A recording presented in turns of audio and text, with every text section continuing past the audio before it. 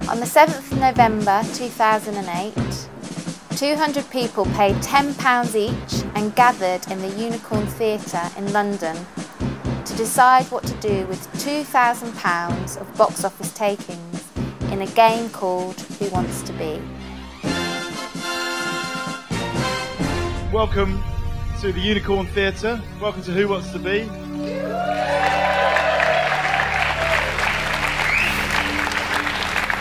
The way that Who Wants to Be is facilitated is that there's a whole voting system, so people will throw in their ideas. So what should we do? What should we do with this £2,000? So now it's just time to just get some ideas. We've got one there, Chris, maybe? I think we should start a cult, charge people to join, and then we can double or triple our money in no time. Okay. I think we should just invest the money now, or just gamble it, so we can try and make some more money right now on the internet. Give us a suggestion about how we would gamble it. I don't know, well, something that doesn't require any skill. You just put the money in and see what comes out. Okay. The range of ideas went from the ridiculous really to the sublime. There was one woman whose friend had written a lot of poetry which she'd brought with her, like stacks. I dream of reveling in my wickedness, but in truth I'm silently emerging below. A child skips over the grave, all to flesh, 1873 to 1932. I would really like to see this in a community where, and I know that you've done this a few times, where the people are making decisions about something where there's a lot at stake in terms of different groups in the community. So like this is a huge amount of fun. And I think this is a gorgeous initiative. I think we should use the money to record and release a Christmas single.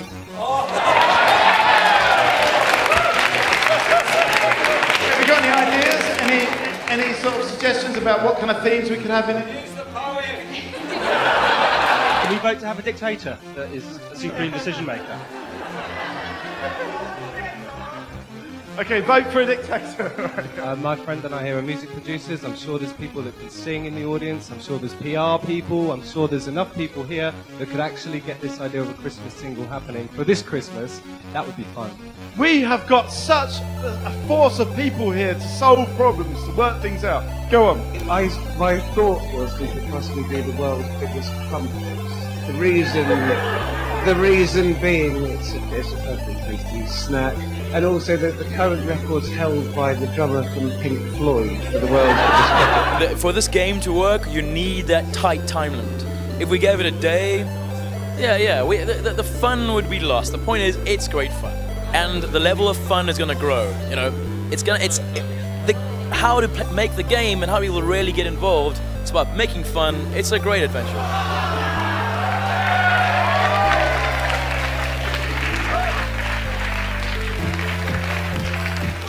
In keeping with the Crumpet and Guinness Book initiative, I was going to suggest a park bench that everybody put money into, and I'm sure with 170 people that would probably enter the Guinness Book of Records, that's the most amount of people that put money into a piece of street furniture that overlooked somewhere on Hampstead Heath, perhaps, that we could all sit on, and it would have everybody's name here in the audience etched on a placard on the back of it.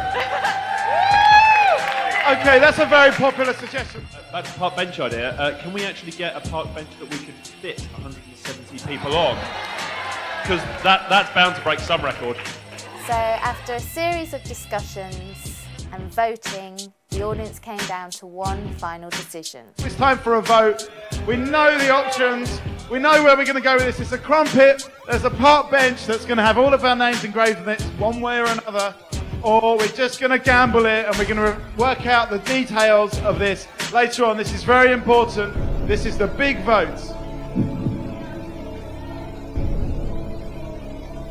Okay, this is it. Hold your cards up. Okay, keep them up because this is really, really important. Keep those cards up.